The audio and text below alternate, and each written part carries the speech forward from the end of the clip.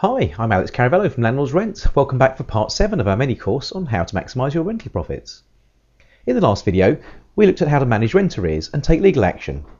In today's video, we're going to discuss how to manage emergencies. For many landlords, the idea of managing your own rental properties is often quickly dismissed for one reason alone: the dreaded emergency. The myth surrounding what the landlord can, should, or is obliged to do in the event of a property emergency is often preyed upon by letting agents to frighten the landlord into employing an agent to manage their property. What would you do if you receive a telephone call in the middle of the night about a leaking pipe? How would you like to have your Sunday dinner interrupted by a telephone call about a broken down boiler? We can take care of all of that without burdening you at all. Yeah, right. How often have you received telephone calls from a letting agent saying that the tenant has reported a leaking pipe or some other trivial repair item? And can they send a tradesman round at your cost? Let's face it, if property emergencies were such a problem, none of us would choose to own our own properties, let alone have rental properties.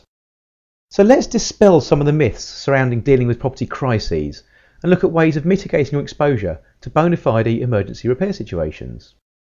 First of all, let's look at the tenant's repairing obligations. The fact is that most trivial repair items aren't actually the landlord's responsibility. A landmark court case from 1953, Warren versus Keene, determined the extent of a tenant's repairing obligations in landlord and tenant law, stating that a tenant must treat the property in a tenant-like manner. In his summation, Lord Justice Denning made the following statements. What does "to use the premises in a tenant-like manner" mean? The tenant must take proper care of the place. He must, if he's going away for the winter, turn off the water and empty the boiler. He must clean the chimneys when necessary and also the windows. He must mend the electric light when it fuses. He must unstop the sink when it's blocked by his waste. In short, he must do those little jobs about the place which a reasonable tenant would do. In addition, he must, of course, not damage the house wilfully or negligently, and he must see that his family and guests do not damage it, and if they do, he must repair it. So basically, what Lord Denning said determines that it is the tenant's responsibility to attend to the regular, minor maintenance tasks that one expects to come across in normal daily life, such as cleaning, repairing leaking taps, replacing light bulbs and fuses, renewing sealant around baths and showers, etc. However, this does not extend to items of repair caused merely by the lapse of time or fair wear and tear. But again, what does fair wear and tear mean?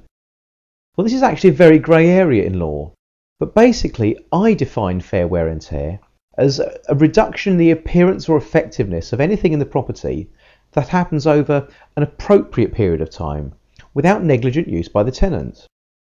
So put simply, if a tenant reduces the appropriate lifespan of something in the property, like carpets or curtains say, through negligent use, for example smoking or walking around the house in outdoor shoes, then they are responsible for the costs attributed to their actions. I'll give you an example case study. A tenant moves into a property with brand new, good quality carpets, which would be expected to last 10 years if treated properly. Well, let's assume that the tenant, their family and friends all walk around the property in outdoor shoes for, say, 3 years, meaning that the carpets are so stained that they can't be brought up clean even by a professional carpet cleaner, and they need to be replaced. The landlord can justifiably require the tenant to pay 70% of the cost of replacing those carpets, on the basis that their appropriate lifespan has been reduced by 7 out of 10 years. Let's look at some ways of managing genuine property emergencies when they arise. Firstly, make it clear to your tenants that an emergency is only something that puts their safety or the safety of the property at risk. If it's anything to do with fire, gas escape, electrical systems failure, flood, burglary, etc., they must first call the appropriate emergency service. For example, dial 999 for police, fire or ambulance. Dial 0800 111 999 for the National Gas Emergency Service. For a lot of us this is obvious, I know. But many tenants, especially young tenants, still misunderstand the landlord's responsibility to attend to emergencies. I'll give you an example. I returned home at midnight one Saturday from a boozy night out celebrating a friend's birthday, to find that I had umpteen missed calls on my mobile. Within seconds of picking up the phone, it rang again. So I answered it to discover that a tenant had lost her house keys whilst out socialising and wanted me to bring round a spare set of keys. She said otherwise her only other option was to break a window to let herself in, and that it would be my fault. Well, you can imagine my response. The clean version is that I told her that this was not going to happen, and that if she broke a window she would need to pay to get it fixed. I also pointed out that this was clearly not her only option, and that she should book herself into a hotel for the night, report the lost keys to the police, and deal with the problem the next morning. I then hung up and switched off my phone. Well, the next morning, it actually transpired that she had accidentally left her house keys at her mum's the night before, and one phone call to her mum sorted out the problem. And by the way, her mum was even less impressed than I was by being called at midnight, although it was her little girl. Now, this is clearly an extreme example of things that just shouldn't happen. I only told you this story to demonstrate that sometimes you will be faced with difficult situations, so you need to figure out in advance how to respond to those situations. Secondly, you need to make it clear to your tenants that they have a duty of care to you to mitigate the extent of any damage caused by an emergency, but only where it's safe to do so. For example, turn off the water stopcock in the event of a burst water pipe. It's not acceptable to just leave a leaking pipe until it causes a ceiling to cave in. The tenant will become responsible for the cost of the avoidable damage resulting from not intervening. And thirdly, you need to work out a system for dealing with property emergencies. And the basic methods to do this are, quite simply, do it yourself, pay someone else to do it, or insure against it. Okay, let's look at do it yourself. Do you want to take the call from your tenants personally? You might prefer to be the first point of contact, so that you can make the decision as to whether it's a genuine emergency, or whether it's something that can be dealt with the next day. However, if you don't fancy being confronted with late night phone calls from young female tenants that have lost their keys, and who does, then you'll probably like the idea of paying someone else to respond to calls. I don't mean late night drunken phone calls. I just mean that you make your tenants aware that they should call someone else to get a maintenance problem solved, not you. You could always tell your tenants that you live miles away from the rental property, so there's no point in even thinking for a second that you're the right person to call. Okay, let's look therefore at paying someone else to do it. Well, if you have a small portfolio of properties, and you have a trusted local supplier, a builder or a tradesman, you can ask him to take initial calls from tenants, vet the situation, and then report back to you, or attend to the problem. It's up to you to decide the hows, whys and wherefores, but if you make the proposition attractive to your trusted tradesman, he'll probably jump at the chance. After all, it's what he does for a living. Alternatively, you could use the services of a virtual assistant to take initial calls.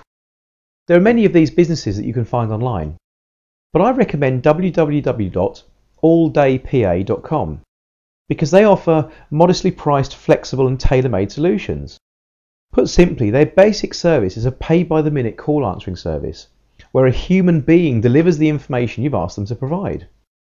So for example, you could arrange for the assistant to answer the call in your business name, find out why the tenant is calling, and then give the tenant contact details for the appropriate tradesman, or forward the call on to you in the event of a genuine emergency. Believe it or not, their service starts at a per minute rate of just 78 pence. Okay, lastly, let's look at insuring against it. If I told you that there was a way you could ensure that you never have to take an emergency call from your tenants, what would you say? Well, if you want to manage your own rental properties and be certain that you're covered for emergency repairs, you should seriously consider landlord's emergency insurance. This will usually cover you for emergency repairs to your electrical system, heating or hot water supply, plumbing and drainage, gutters and downpipes, security and glazing, emergency locksmith, roofing, pest contamination, etc. Normally up to a set amount, around £300 to £500 per claim. And the best part is, most providers offer a 24/7 365 emergency hotline that the tenant can call to report the problem, meaning you don't have to get involved at all. You'll probably simply receive notification of the works that have been carried out to fix the problem. Considering that most letting agents charge management fees of 10 to 15% of the rent to deal with such problems, then you still have to pay for the work. You might expect such a policy to be quite expensive. However, certain insurance providers, such as HomeServe, KeySafe and HomeLet, they can provide landlord's emergency cover for around £10 per month per property. Not bad, eh? Okay, so let's look back at those scare stories touted by letting agents about receiving calls from a tenant reporting an emergency. Well, do they still seem like such a problem to deal with? Okay, that's it for today's video. And that completes our 7-part mini course on how to maximise your rental profits. Hopefully now you'll feel more informed and confident about the day-to-day management of your rental property portfolio. Like anything in life, when you know how to do it and how to do it well, you'll realise that it never really was the mountain to climb that you thought it was. Don't forget to leave your comments on all 7 videos. After all, it's your feedback that will help me to improve the information I give you.